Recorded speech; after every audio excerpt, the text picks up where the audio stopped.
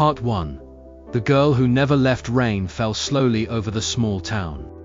Streetlights flickered, watching Aryan walk alone through empty streets. His face carried a silence that never left him anymore. Love had once lived in his heart. Now only guilt remained. His room welcomed him with memories.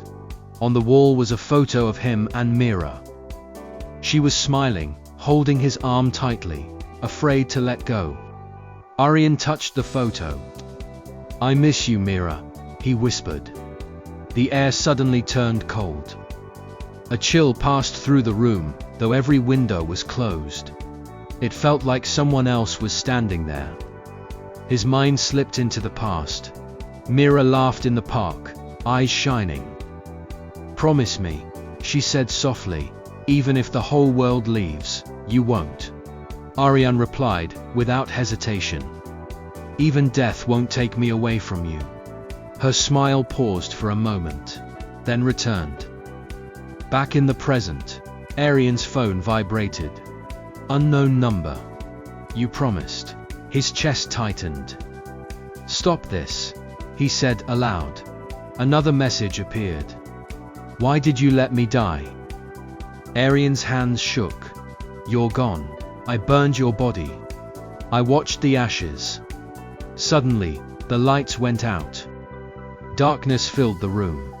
A soft whisper touched his ear. "Aryan." He turned slowly. A shadow stood near the wall.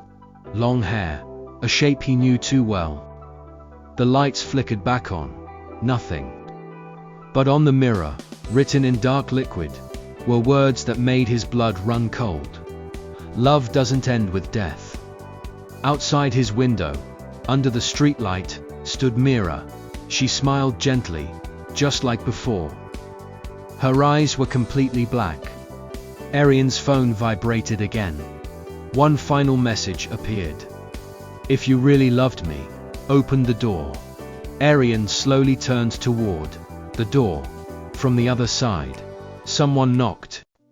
The knock echoed again, slow, soft, patient. Aryan stood frozen, staring at the door. His heart screamed not to move, but his feet betrayed him. Every step toward the door felt heavier than the last. "Aryan." Her voice came from the other side, sweet, familiar, wrong. His hand hovered over the handle. "Meera," he whispered. The voice smiled. "You said death couldn't take you away from me." His fingers trembled as he unlocked the door. The hallway outside was empty. No Meera, no shadow, only cold air crawling across the floor. Relief washed over him until he looked down. Wet footprints led inside his room. Bare feet, small, feminine. They stopped right in front of him. The door slammed shut, behind Aryan. He spun around. The room felt tighter now, like it was breathing. "You didn't save me," Meera's voice echoed, coming from everywhere and nowhere. "You chose to live." "I tried," Aryan shouted. "I begged you to stay." The lights flickered. Meera stood near the mirror. Her face was the same, beautiful and broken. But her neck was twisted slightly, like something had snapped and never healed. Burn marks covered her arms. "You promised," she said calmly, "and promises should be kept." Aryan stepped back. "What do you want from me?"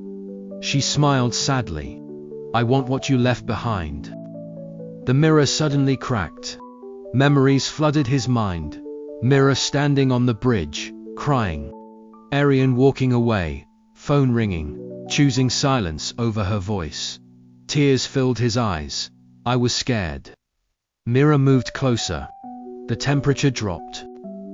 "I was alone," she whispered. Her reflection in the mirror didn't move. It smiled wider than her real face.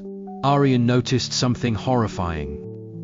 The reflection wasn't Meera, it was watching her. His phone vibrated again. A new message appeared. "She's not the one who's knocking." The lights went out completely. In the darkness, Aryan felt someone's breath on his neck. And another knock came from inside the room. ARYAN couldn't move. The darkness pressed against his skin, like wet hands. Someone was breathing behind him, slow, steady, patient. He turned. Meera stood there. But she looked wrong. Her smile was wider than it should be, stretching unnaturally. Her eyes were not black anymore. They were empty, like holes carved into her face. "You're not her," ARYAN whispered. Meera tilted her head. "You finally noticed." The lights flickered back on. Another Meera stood near the mirror.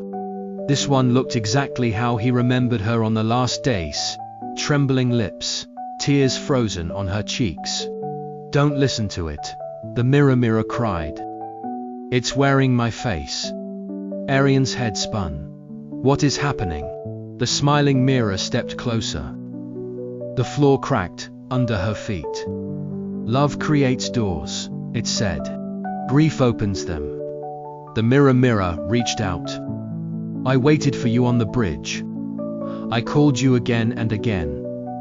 ARYAN fell to his knees. "I thought you were just angry. I thought you'd come back." The smiling mirror's voice deepened. He chose silence. The mirror began bleeding from its cracks. "I didn't die because I wanted to," the mirror whispered. "I died because you left." The smiling mirror suddenly screamed. The sound shattered. The glass. The mirror was pulled inside, dragged by unseen hands, her screams echoing until they vanished. ARYAN shouted her name, crawling forward, but the mirror sealed itself. Only the smiling mirror remained. She knelt in front of him, brushing his cheek gently. "Now there's only me," she said softly. ARYAN's phone buzzed, one last time. Unknown number.